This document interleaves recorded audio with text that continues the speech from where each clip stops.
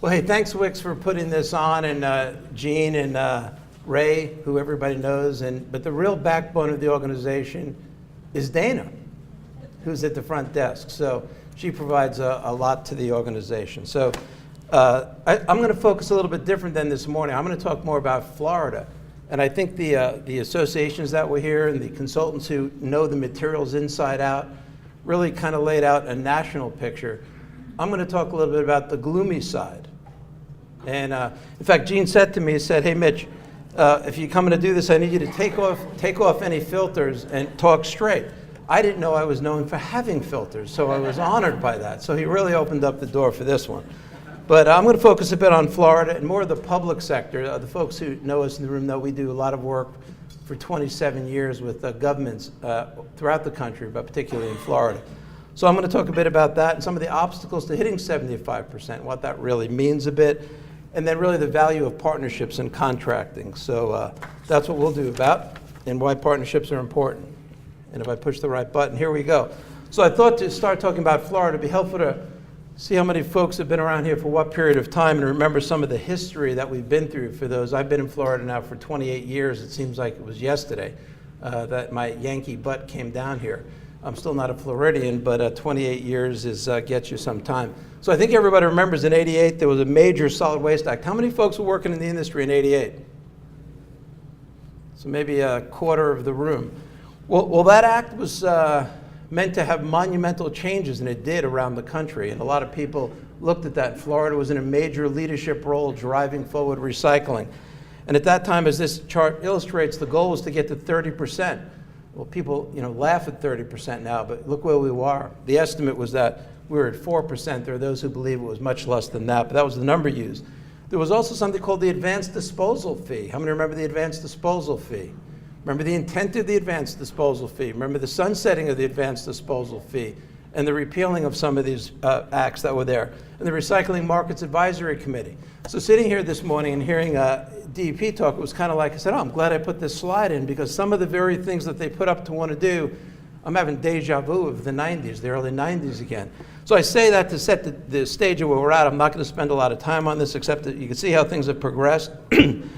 We moved to 30% with relative ease, and there were some really good decades, and that was alluded to. And I think right now we're a little stuck, and I really appreciate DEP's comments on how they're going to help to unstick us. Most of the people in this room are dealing with the day-to-day activities in their county. Those who aren't dealing with those day-to-day activities are partners in doing the processing or handling or hauling for those day-to-day activities. And it's really what matters in our industry is what happens in a local community on a day-to-day, or nothing's ever getting to China, or nothing's ever getting to a plant.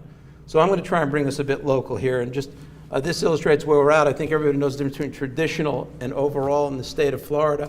And if you look at that, we haven't made the advancements on the traditional side that I think DEP and everybody in this room and citizens and businesses want to reach. So we'll chat a bit about that. Composition study, everybody knows this is a county in Florida. I put this up really just to illustrate the point that if you add up the totals of recycled fiber, there's about 23% still in the waste stream. On the recycling containers, about 13%. And on the organics, which everybody's going to emphasize, about 31%. That's the material to go after. It's going to differ in every community, but those are the materials. DEP again mentioned that this morning. And I just throw that out to have that as a measurement. What it really comes down to in our lives, if we're really serious about this, is do you stay with status quo or are you going to change? And I'm going to say that again. Do you stay with status quo or do you change? This was in Key West. You probably can't read the top, but 5 years ago, the city of Key West retained us to do a zero waste plan. They were advocates. They were foaming at the mouth. We had 200 people at each public meeting packing rooms to bring about zero waste, a very engaged, active community wanting to do this. I will tell you 5 years later, Key West is nowhere near zero waste. After the county spent a bunch of money to do a plan which laid out a path to do that, the elected officials really decided to slow that down. So this was their billboard down in their park in the center of town, and they were saying, look where we're going to go. And what they really chose is status quo, and that's the challenge we face. Many folks in this room work in governments, and you have to have the political champion. I'm going to talk about that. You have to have the drive. You have to have the economic engine. You have to have the processes if you really want to move anywhere near these high numbers. So what we see is there are communities that are really committed to this and communities that are just trying to do their little bit, and they both make sense. So we're going to talk a little bit about contracting and planning a contract strategy. I'm not going to read you all the bullets that are here, but these are some of the things that I think are important. The ones I do want to hit on is be clear to the point. Recycling contracts don't need to be nuclear power plant documents. You don't need hundreds of pages to enter into a simple agreement for somebody to process for you. So just keep that in mind as you're looking at contracting, which is what Gene and Ray have asked me to talk about, is what contracting. By background, for those who don't know, I do have a law degree. I don't practice law. That's why we do a lot of work in the procurement area, but we understand the industry most importantly. So be clear and to the point. When you're negotiating, whichever side you're on, there's a responsibility to understand and communicate knowledge of the subject matter you're talking about. So demonstrate you know the industry, you're going to gain respect, and mainly mutually beneficial relationships. I think if you asked Patty or Bill Moore or any of the folks who are up there talking about commodities earlier today, they would say to you that it can't work if both sides don't have a win-win situation. And that's essential. The problem is there's a lack of transparency in our industry. So just because somebody says something to you doesn't make it so. This is business. This isn't personal relationships. The aluminum industry, the glass industry, the paper industry have to make money. Governments have to solve the needs of their customers, the businesses and residents. How do you blend those together? That's why I think it's so important to plan the strategy, and that's why I'm talking about a fair profit over the long term and sharing the risk. It's a service business. It's an ongoing relationship. I also find that having rules and boundaries of a negotiation and a contract are essential so you can measure the progress that you're making or not making. This one is, I've used this same silly seesaw for over 20 years in presentations. I'm looking forward to the day that I could remove it. The reason it's there is simple. We, in our industry, I don't care which side of it you're on, do a terrible job of communicating and understanding the cost of services. We don't communicate that. We don't know how to communicate that. Therefore, there's confusion. It costs money to recycle.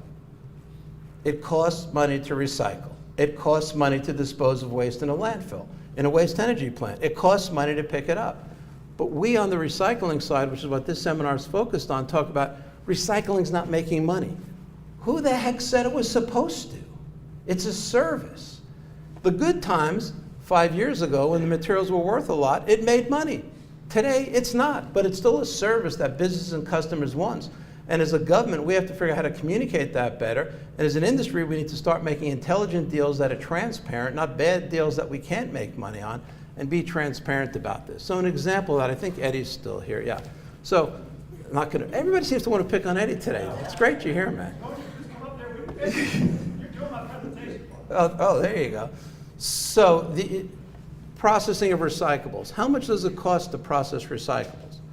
Is it $50 a ton? Is it 60? Is it 70? Is it 80? Is it 90? Is all the above? If you would have a multiple choice test on that, I think the answer would be all of the above. So just because somebody says to you, it's $80 a ton to process, don't accept that number. Understand that number, because different plants have different costs with different equipment, different capital, different profit structures. I could tell you many clients of ours who've gone out for bid for operation only, and it's in the $50 range. Well, why are other people saying it's 80? You have to dig into that number and understand it. My point of understanding the balance is you can't do one thing without understanding the financial implications, how it fits into other. It's a service industry. Let's communicate that message to folks. So I think there's responsibilities in life, and maybe as a kid, I started working young, and my parents ingrained in me that there's responsibility in everything you do. And I think the public sector has responsibilities, and we'll talk about the private. The bad news about this tree is most of the low-hanging fruit is gone. But we have a responsibility in the public sector if we want partnerships and working with the private sector to do certain things. We have to have a vision. We have to be able to communicate that vision. We have to design and implement non-disposal alternatives that are part of our system. And the leading counties do that. The counties that are driving this forward spend the time to develop a plan and a vision and a strategy. We have to get stakeholder buy-in and the political support. I would hold out that there's no county that's doing a major job of diverting material from disposal that doesn't have one or more political champions that are driving that forward. It's not going to happen in a community that doesn't have someone wanting to push that. Staff and the board have to be tied in together. If they're not, there's going to be a disconnect. And what's the financial approach to this? How could we even talk about increasing recycling or contracting for a service when we live in communities that many of which the very funding of the program is disposal based. So if your revenue is coming to drive and fund your program from how many tons you dispose of, it makes it very difficult to change that. So there needs to be some changes in the model. I think it's the public sector's responsibility to start to look at that and see how to move that forward. The private sector, no free lunch. Hey, I'm a private sector guy. No free lunch for us. I think we have a lot we could do. First, we need to find more and more businesses who value and understand that there's an underserved market and fill that niche. So what's an underserved market? Personally, I'm adamantly opposed to the removal of glass from any program. Why? Because people and businesses want it. Businesses' responsibility is to tell somebody, if you want glass, here's how much more it costs. I could recover the glass. I could bring 5 equipment vendors in here and tell you they could produce glass that Strategic would buy in a heartbeat if you let them put in the equipment. But that equipment has a cost. It has a significant cost. It has a cost of operation. So serve from the private sector. Don't say no. The war around the street, it was alluded to earlier, but the war around the street, glass is a problem. It is a problem. It's abrasive. It's not worth a lot of money. It's difficult to handle. But that doesn't mean just carte blanche, take it out. How many elected officials are going to go through that battle in the near future? I think the private sector has a responsibility to say, hey, I'm making up a number. It's another $20 a ton if you would like the recyclables of the glass in. And without it, it's X. So just a passing thought, there's a demand for that service. Our job is to fill that demand and provide solutions. And that's why I'm bringing up the glass as an example. We can bring up plastic film. That was discussed earlier. I don't care what material you bring up. It has a cost. We do a terrible job, as I talked about before, communicating that cost. Partner with local governments. I'm a big partnership guy. We'll talk more about that. Leverage your existing clients and grow your business. The root issue that wasn't hit on this morning is who's really responsible for handling these materials? Is it government? Is it government in partnership with industry? Is it the haulers? Is it the waste industry? Is it trade associations? It costs money. Where's that money coming from? The little trick we have now is most governments don't have the money to say, you know what, I'm going to go out and build my own MRF. Or you know what, I'm going to mandate or create something. Well, who bears that responsibility? DEP talked earlier about the responsibility at one point was the state. The state used to give millions of dollars a year in grant money to communities. That's long gone in the state of Florida. Other states still do that. How has that money been replaced? I would hold out that it hasn't, therefore programs have struggled. Because who is going to pick up that bill? There's the recycling partnership, and there's other people out there who are doing a whole bunch of stuff. You heard from some of the associations and consultants this morning, but I don't think that hole's been filled. So that's a private sector responsibilities.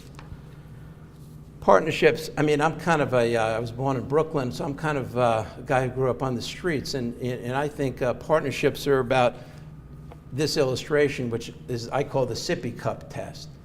If you can't put a straw in a cup and drink it, that person shouldn't be your partner. Now, I know there's all kinds of diseases and stuff these days, but just go with the concept for a minute there. That's really what it's about. It's being able to look at somebody and saying, do I trust you? Do I respect you? Can we work together? On the business side, I know you have to make money or it's not going to work. On my side, I know you can help me with my needs. That's what the partnership's about, and it's really my recommendation on business is that you have that in the person you're partnering with. So let's shoot for those kind of partnerships. What is a successful partnership? I'll start with my favorite is know yourself. And I would say that it's only 2 ways that happens. One is a lot of work to a psychiatrist or meds. How many of you have gone which route there? Meds? Anybody in the meds column? Okay, Eddie raised his hand. So no, really, it's really about knowing yourself. And I guess I'd ask you, how many people? So really knowing yourself is critical, and really it's about knowing that objective. But take some risks. It's difficult to move anything forward without taking risks and honesty. I mean, it's really about integrity, and that's what you want in that partnership. Establishing common objectives and really working together and being willing partners. I'm definitely going to leave some time so we can have some discussions after I stir up a few more issues. So share the love. I think it's really about, if you can't embrace and look at that cup with somebody, it's just not going to happen. It's not going to be a good deal. It's not going to work. Simple as that. So how do we share the love? Well, first of all, you have to be passionate about what you do. And probably the reason a number of people kept referring to Eddie, since, why stop now, is the guy's passionate. He does care about what he does. He is willing to talk to people. Might not always be on the same side of the table, but you can talk to him. So I think those are the kind of examples you want in a relationship. So bring that passion to what you do. Know what you're talking about. BS and hot air only get you so far in life. And this is about contracting. So I'm a big advocate of that transparency, and it's about a long-haul relationship. And be fair and not a chump. What I'm getting at there is bring that knowledge that I talked about earlier. And hey, you don't want to be taken advantage of, but on the other side, you don't want them taking advantage of you. I'll leave you with two thoughts. One is it's time to stop counting. It's nonsense. Everybody in the industry knows it's nonsense. It gets you to a number that you're trying to measure towards, be it a state or county that's 50% or 70% or 80%. But it's about doing. And if we start doing some of the things and stop counting them and come up with creative ways to count and how I could get, I'll just tell you, I get paid from some counties who want us to come up with more creative ways to get that percent to go 2 points higher, because that's going to mean something. My answer to them is, okay, I could help you with that, but the real thing is to start doing something. Now, there are people in this room, I'm not going to call out their name, they could raise their hand if they want, that have taken that to heart, and their government's building MRFs. Their government's getting into the compost business, not just the mulching business, but the compost business. Why? Because they've concluded that the only way to divert more material to move it forward is to start doing things, not just counting. The counting comes when you start doing. So work to maximize diversion, and we have a shot at getting towards a goal of over 50, 60% in the typical fashion, not the other fashion, which if I didn't mention thoughts on, I'm all for waste energy. My first project in this industry 33 years ago was a waste energy plant in New Jersey. So my roots are in waste energy. I understand it. I think it has a place. But to count it to recycling, by any definition of Merriam-Webster's, EPA, or anybody else, it's not recycling. It's creating energy, which is a very valuable commodity we know these days. But to count it to recycling is getting into voodoo accounting, which I'm not a fan of. So that's the filter not being on. So I'd leave you with the thought on contracting that in our capitalist economic system, if you don't serve the customer, somebody else will. So in the day and age where we're saying we can't do certain things, stick around. Somebody will come up with a way to do them. So with that, I think I've left a good 10, 15 minutes for any discussion on any topics. And if anybody has any thoughts, I'd welcome them. Okay, so the question for those recording, it's basically about single stream and what's happening in Florida. And it's a good question, Keith. This state, more than any other state, the single stream MRFs are controlled by the private sector. That is not the case throughout the United States. There are plenty of private MRFs all over. There is less competition in this state, but look at, I will name names because it's okay to do so. Waste has plenty of single stream MRFs in the state and feels they have them in states. Waste had a plan to build more MRFs. They stopped.